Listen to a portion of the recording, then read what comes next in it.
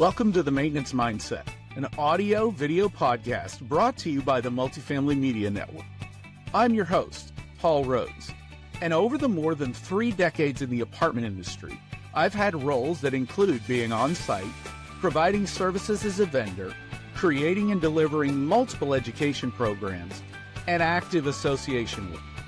This podcast is centered on the often overlooked role that our on-site maintenance workers play. You know, the men and women that respond in the middle of the night to the toilet call, or the after hours, it's really hot in my apartment request, or my favorite, my ring fell down the drain, get over here now. In other words, the often unsung heroes who are responsible for asset preservation and resident satisfaction. Working in multifamily maintenance provides interesting, sometimes amusing, and often fascinating stories and viewpoints. My encouragement to you is this: whatever you do it with a maintenance mindset. Hey there. Lately, I've been having a lot of conversations surrounding this. Now, for those of you who are listening only, I'm holding up my cell phone, and it actually is not my cell phone that I've been having conversations about. It's all the proliferations of the various mobile apps that we as maintenance technicians are being expected to be proficient in. I know, chances are you've seen a lot of technology emails and articles and editorials and blog posts and various other things on the number of logins that we have to become comfortable in using. I want to say the last article I read said that most property managers now need to maintain 30 or 40 different logins unless you've got a single sign-on service that you're using. But that quantity of technological proficiency is just confusing. Within the maintenance world, every maintenance type app has a focus. And more I've noticed those applications focus boil down to one of two things. Either they are inspection focused or they're work order focused. And all the ones I've seen really focus in on one or the other. I mean, if they have an inspection focus and that's what they're known for, great.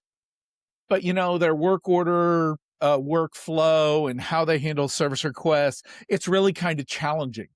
On the other hand, if they prioritize service requests, that, you know, leaves the inspection type work to be challenging, and the efficiency really needs some help to get it to where we desire it to be. Well, these conversations I've been having, it's really gotten me thinking, which is more important? Is this truly a chicken and egg scenario? I mean, which comes first? The inspection or the work order? And that I really want to know, because I'm of the belief that the answer to that question changes depending on where your seat is. By that, I mean, are you a member of the on-site team? Are you a regional player? In other words, a regional leader? Or are you a part of corporate and asset management, or in the organizational structured office? Because it's my belief that depending on those 3 seats, you have a different opinion. If you're on site, meaning the office and the maintenance team, I would believe that for you, the service request is more important than the inspection. I'm also of the belief that if you are with corporate, it's the reverse. The inspection is more important than the work order. And if you're regional, I think it has everything to do with what your focus is, what your KPIs are, and possibly what time it is during the year. So I think we need to have this discussion. I really think we need to talk about this. Where do we start? Which is more important and why? Why would we think that one aspect of it, meaning the work order, is more important than the inspection or the reverse? Now, for specific purposes, we need to start with definitions. In large scale, when we're talking about the difference between a work order or an inspection, and here for work order, I'm using service request as the interchangeable term. So you'll hear me go back and forth with those. But when we're dealing with a service request, we're talking about something that is reactionary. It's a case where the work order means that somebody has noticed something, and that notice requires an action. In other words, the something that is noticed has already occurred. The water's leaking through the ceiling, the pipe has broken, the faucet is dripping, the toilet is clogged, the air conditioner is hot. The event has already happened, and a work order is the official notification to our office or our vendor or our contracting team towards that something needs to occur in order to remedy the noticed situation. That's a work order. It is generated in reaction to an event. Now, an inspection, on the other hand, that's initiative in nature. And by that means, we don't know if anything has happened. We are going to, before we know, or it's even noticed that something has happened, we're going to go and validate conditions. In other words, in an apartment, I don't think there's anything wrong, but you know what? I know what that apartment is supposed to look like. So before I know that there's something wrong, I'm going to go and validate my suspicions that nothing is wrong. And if at the end of an inspection, I have noticed nothing wrong, then I have validated my intention, my presupposition, if you will. If at the end of the inspection I notice something wrong, that means that nobody in that apartment noticed it as wrong, or if they noticed it, they didn't let us know. See, that I think is the big difference between a work order and an inspection. A work order means something has broken. We need to fix it. And then we got to fix also what happened based on the breaking. An inspection, on the other hand, something has broken, but it's before we actually were notified of it breaking. So now I can fix it faster. It's that speed to repair time. You may have already guessed, I'm in favor of the inspection format. Unfortunately, as an industry, I tend to believe that we are built around work orders for maintenance. Think about it. When was the last time that your maintenance team was honored for having no heroic actions? I mean, we tend to glorify some amazing rescues. Oh, the pipe broke and the maintenance guy dove into the water, dealing with the cascading water that came down using a snorkel and swim fins. He went across the apartment, found the valve, took a deep breath, and dove underwater. While the apartment was flooding, he stopped the flood. That's so much a better story than, well, I happened to be walking through the apartment and I noticed that there was some water coming out from underneath a a cabinet. And and when I opened it up to investigate further, I saw that the valve was hanging on an inch of its life. So before the catastrophe happened, I turned off the water to the building, replaced the pipe, no muss, no fuss. I even apologized to the resident that I had to interrupt their time. No damage, didn't require a vendor, contractor, carpeting, flooring, ceiling, walls, snorkel, or swim fins. I just fixed it. And then I went out to go check the garbage at the mail center.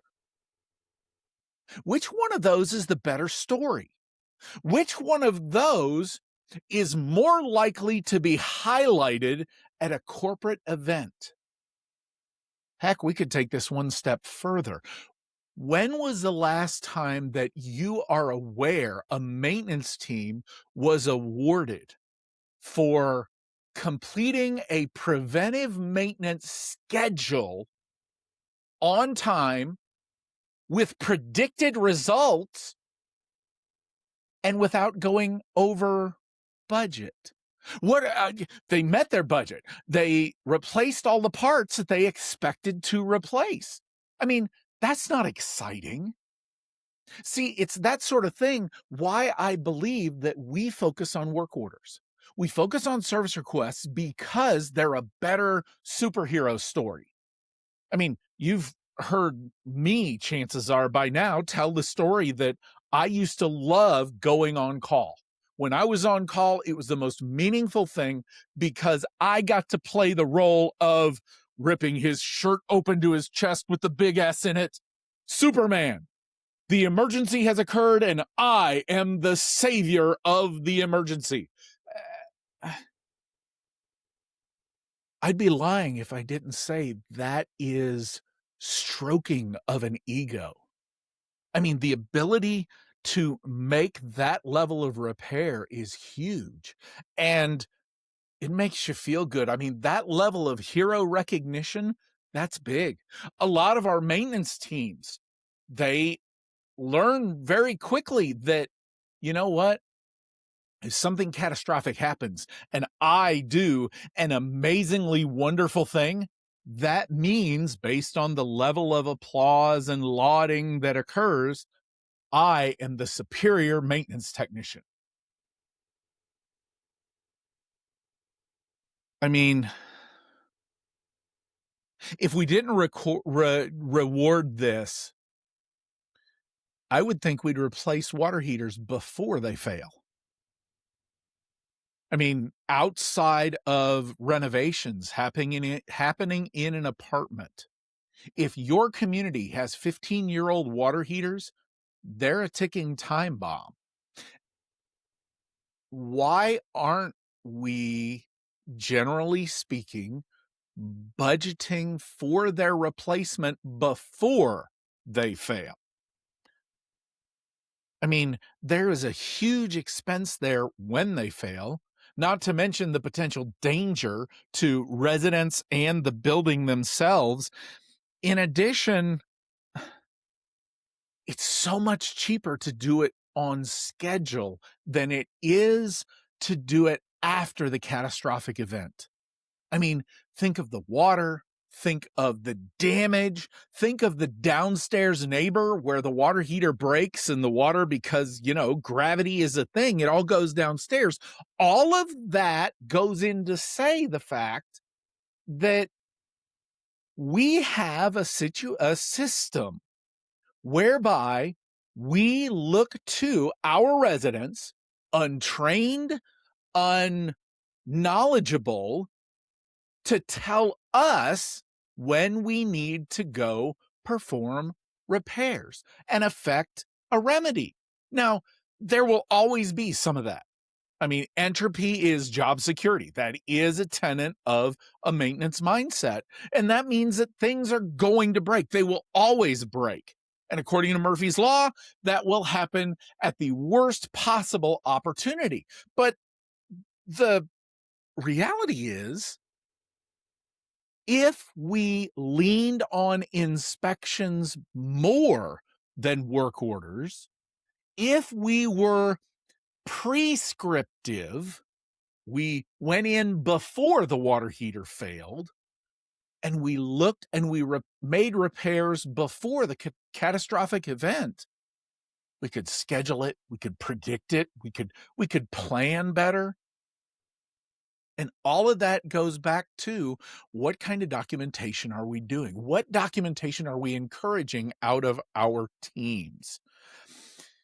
Now, I recognize here, if we move away from a work order process, there is something to be said for a problem happening, our resident making us aware, our customer making us aware of that problem, and us doing an outstanding job of fixing it. There's a concept within hospitality and service-oriented businesses called service recovery. And it goes something like this, to where a negative issue is identified, maybe by your customer, maybe internally.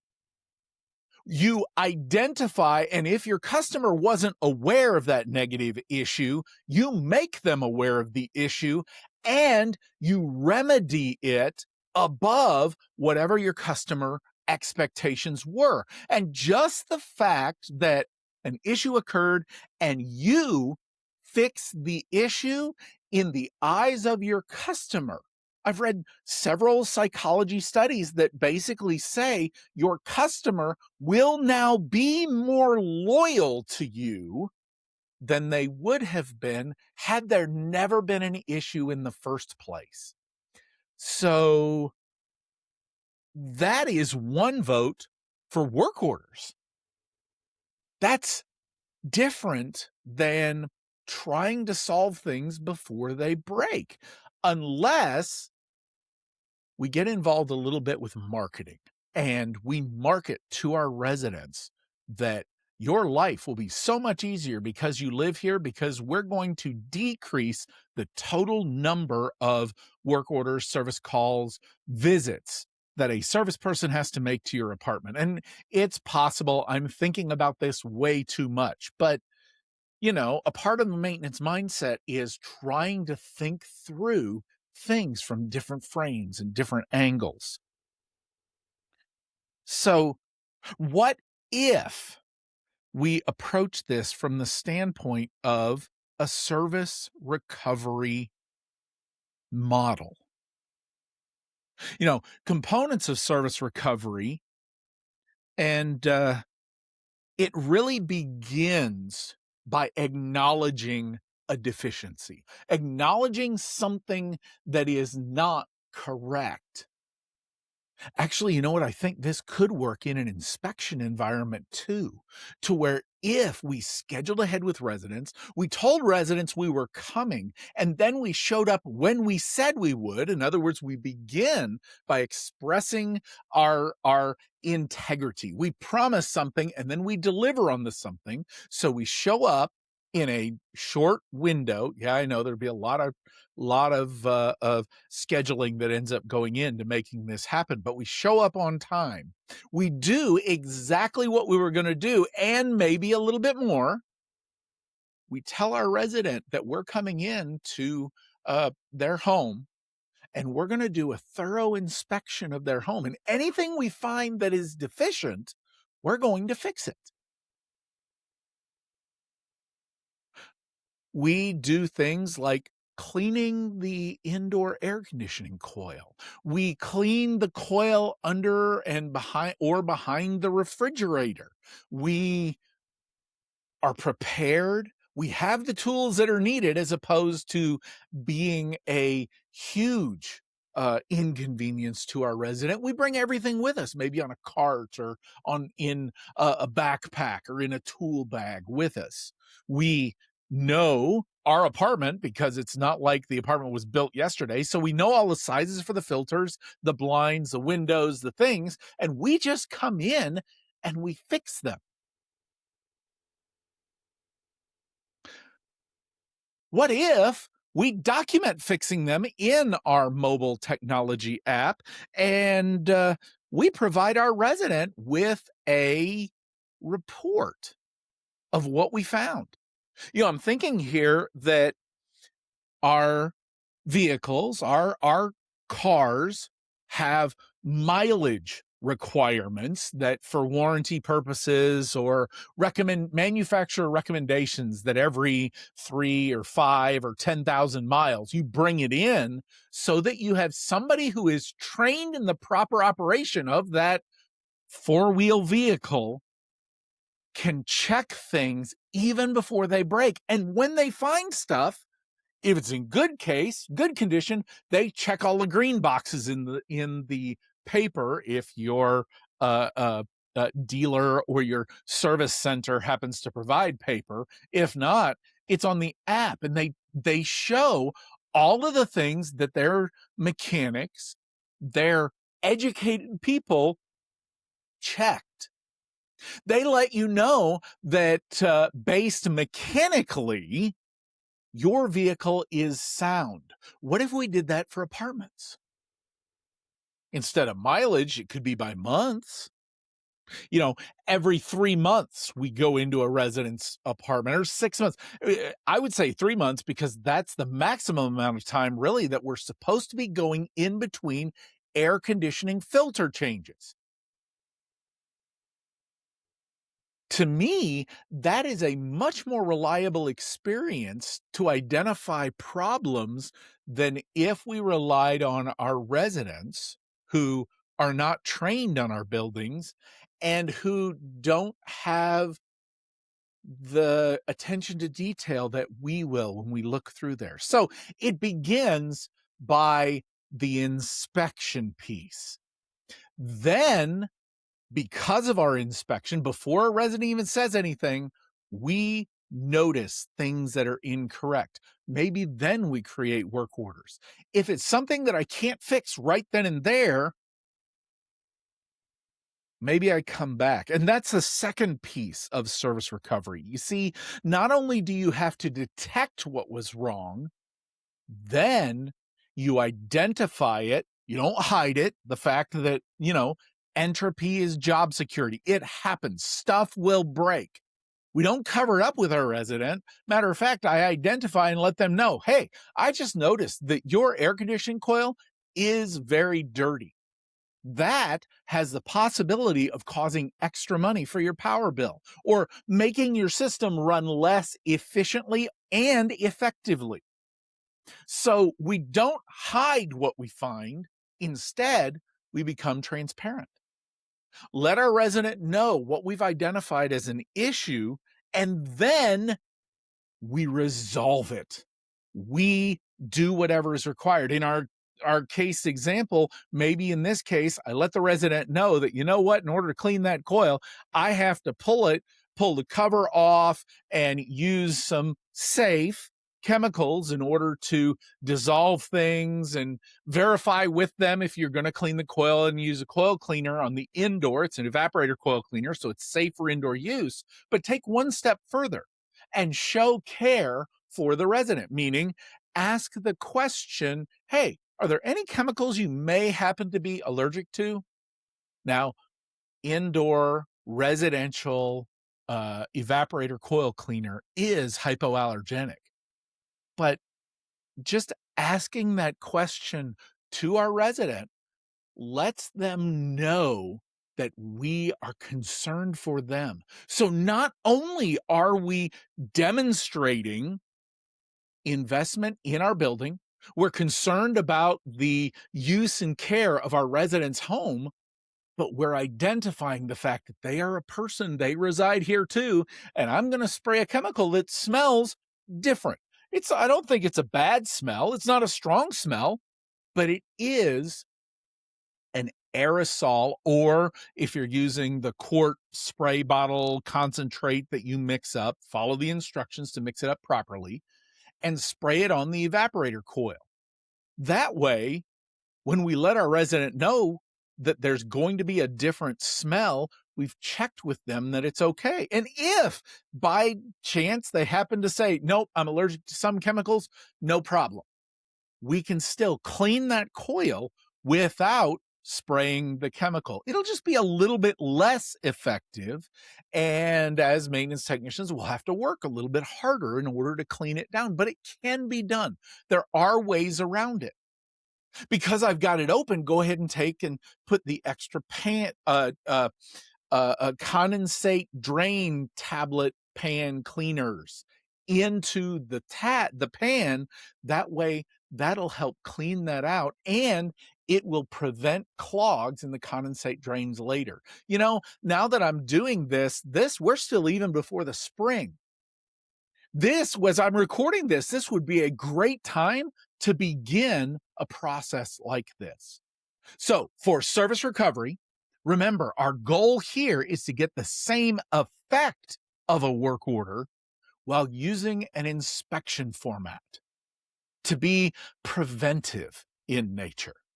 It begins by scheduling an inspection, performing the inspection, identifying things that need be, and not hiding them. Then we do the work, and after we do the work, we leave behind that thing, like I was talking about the mechanic or a car dealer does with what they found in the inspection, the results. And then the critical piece for service recovery is the follow-up. Now, let's go through that. What I'm seeing here is basically 4 steps. You have detection, you have apology and empathy. Detection is the inspection and identifying something's wrong.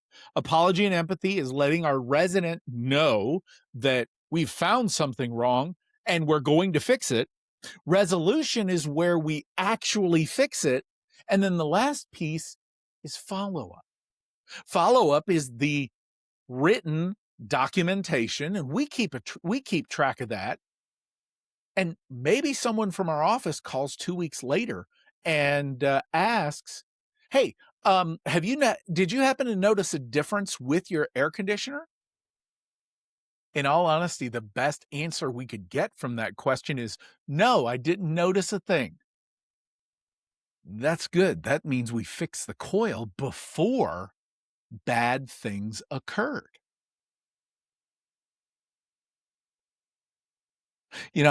I'm thinking here, I have 2 dogs, and every time that we take the dogs to the vet, it's really a cool thing.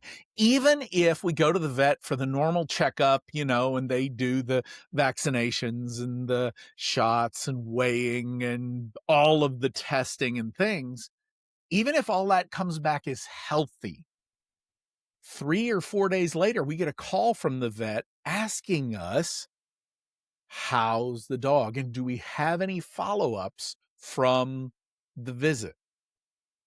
Granted, we do enjoy talking to the vet techs. They're really great, couple of great young ladies.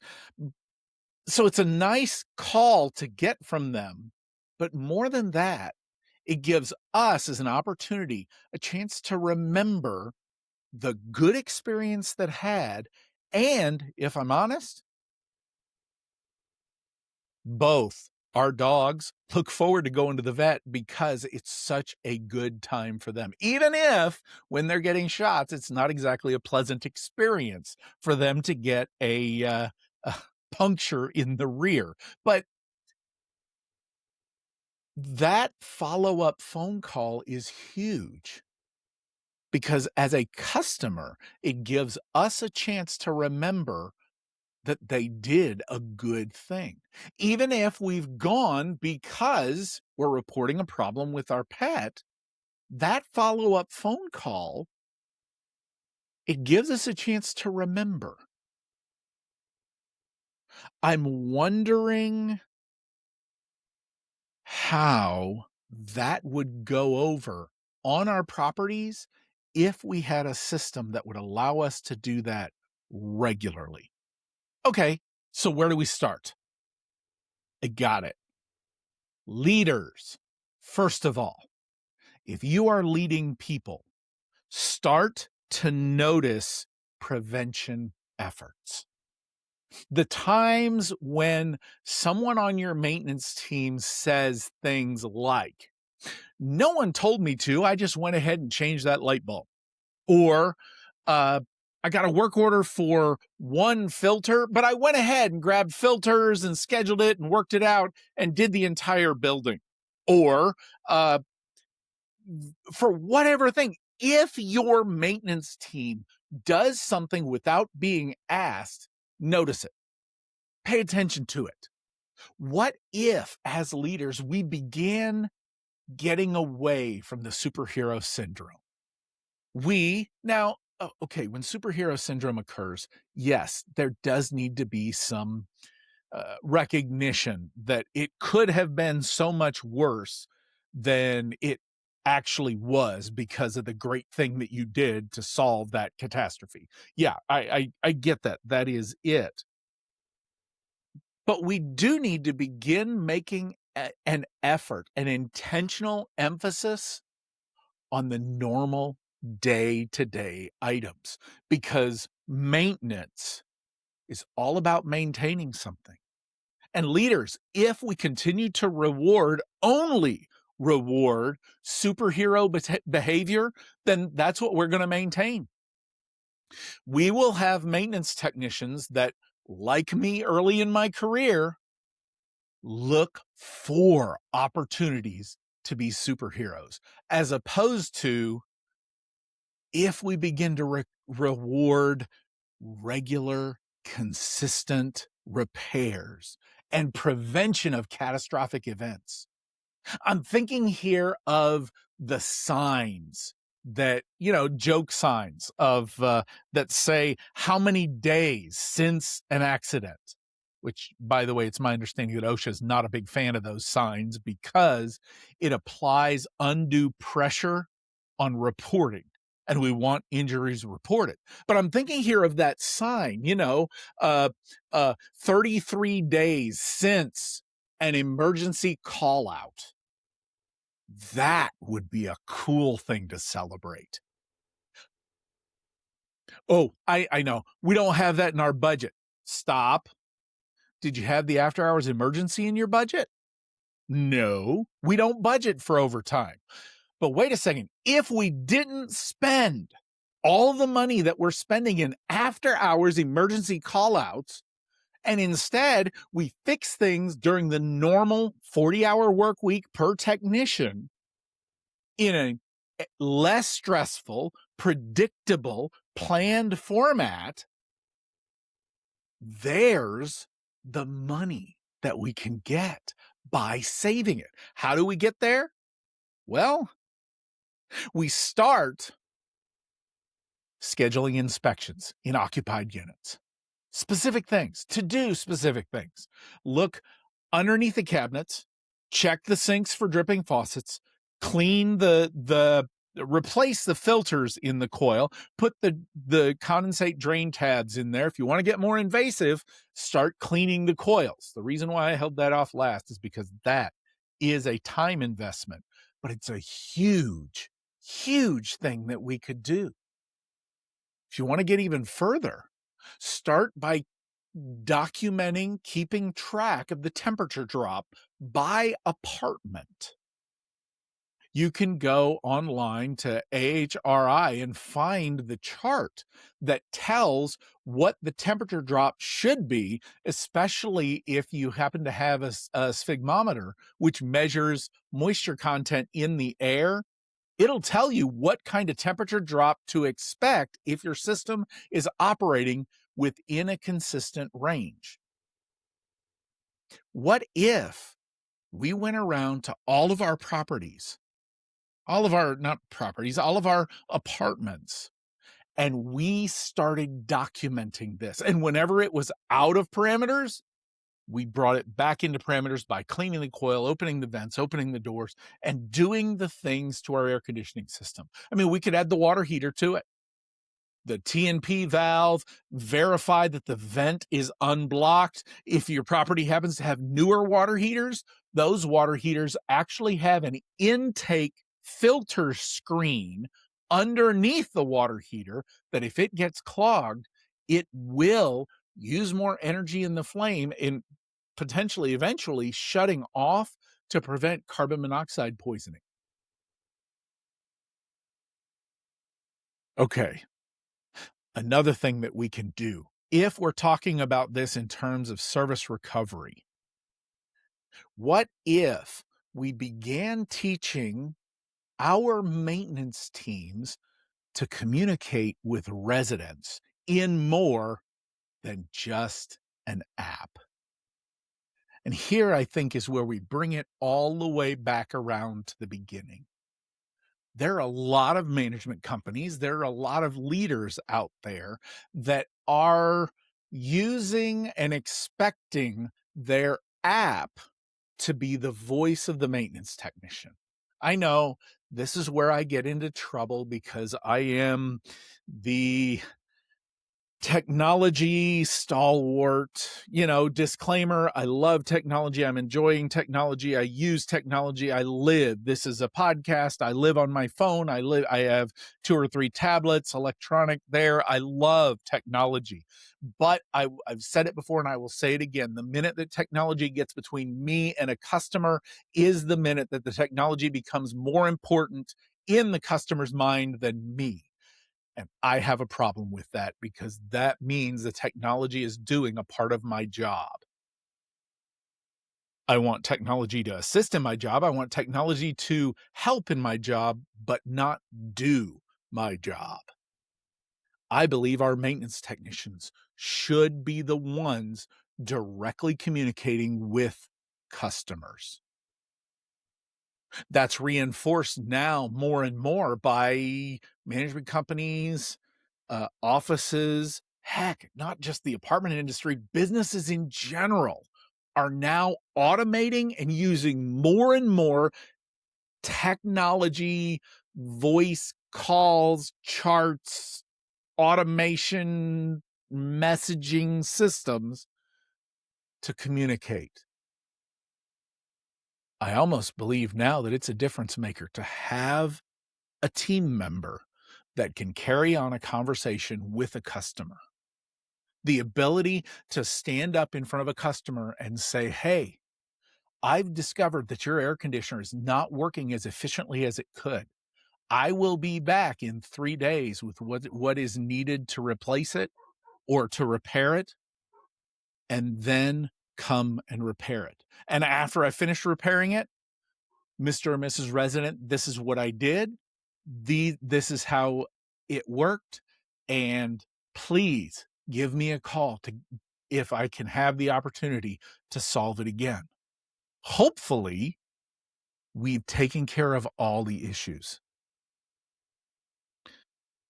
So, to ask again, which is more important, the inspection or the work order?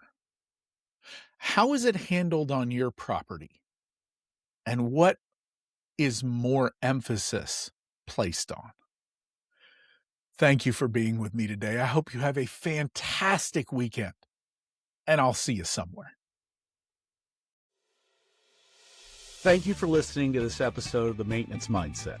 I hope you take away ideas that apply to your current and future career goals. Please check out Maintenance Mindset Minute to hear short-form, high-impact, applicable, maintenance-centered information. Whatever you do today, do it with a maintenance mindset. If you enjoyed this episode, please like, comment, and subscribe. Visit multifamilymedianetwork.com to learn more about our other industry podcasts, thought pieces, and sponsorship opportunities. I'll see you somewhere.